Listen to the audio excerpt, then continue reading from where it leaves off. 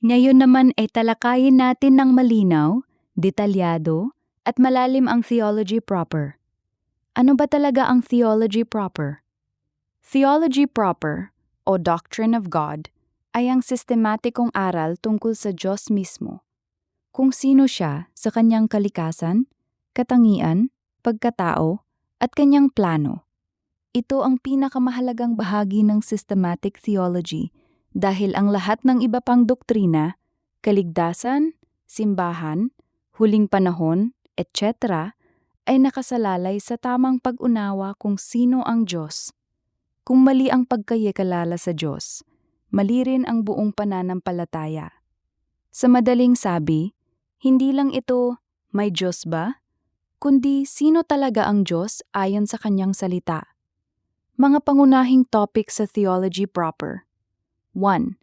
Pag-iral ng Diyos, existence of God. 2.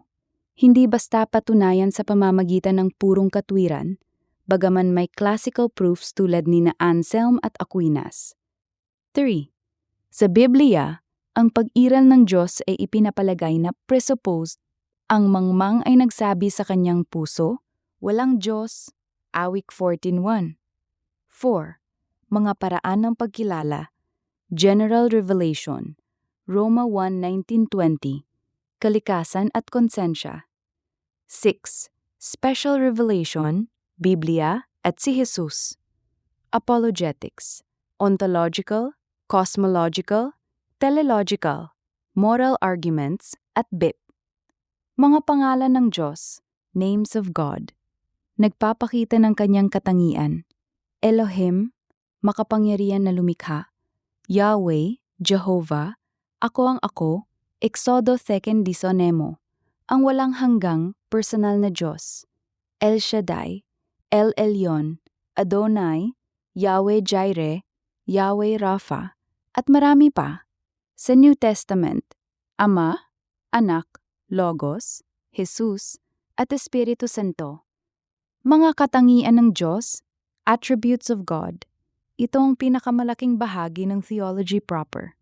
Nahahati sa dalawa. A.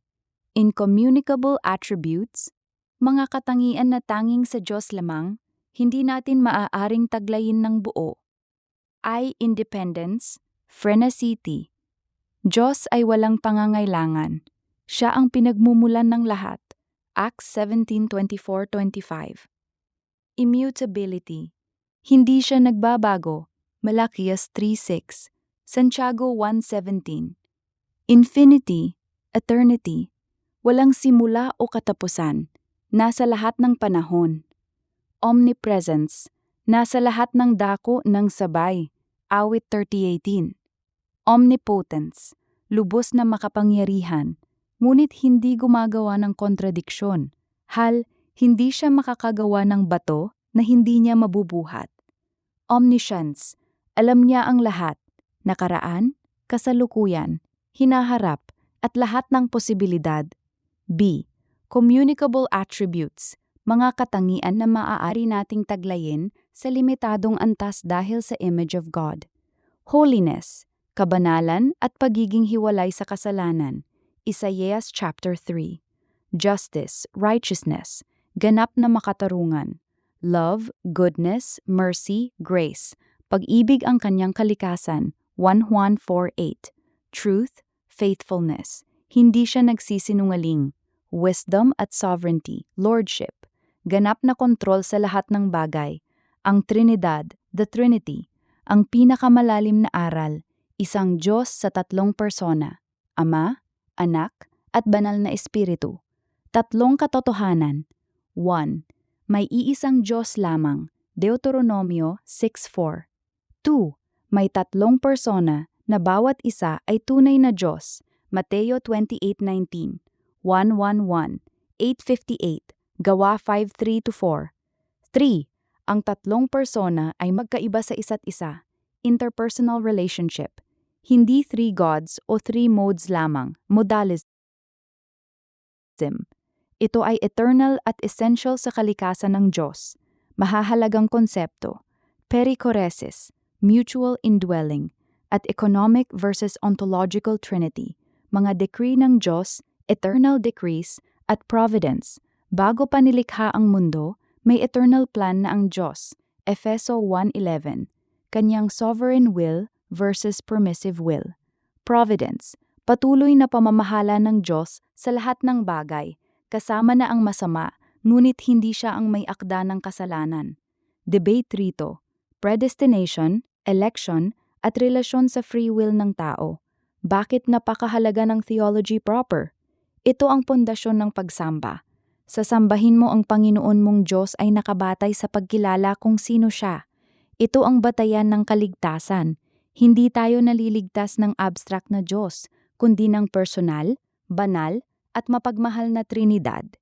Ito ang sagot sa maling pag-unawa, polytheism, pantheism, deism, atheism, at bepe. Sa buhay, kapag alam natin na ang Diyos ay holy at loving, sovereign at personal, ito ay nagdudulot ng takot sa Diyos, tiwala, at pagpapakumbaba. Iba't ibang pananaw, classical theism, reformed evangelical, binibigyang diin ang immutability at sovereignty. Open theism, sinasabi na hindi alam ng Diyos ang hinaharap ng buo, tinatanggihan ng karamihan. Catholic, katulad ng classical, pero may higit na emphasis sa tradisyon at analogy e entes. Mystical experiential, mas nakatuon sa personal encounter kaysa doctrinal precision. Sa madaling sabi, ang Diyos ay hindi abstract na puwersa. Siya ay personal, walang hanggang, banal, mapagmahal, at soberanong hari ng sansinukob.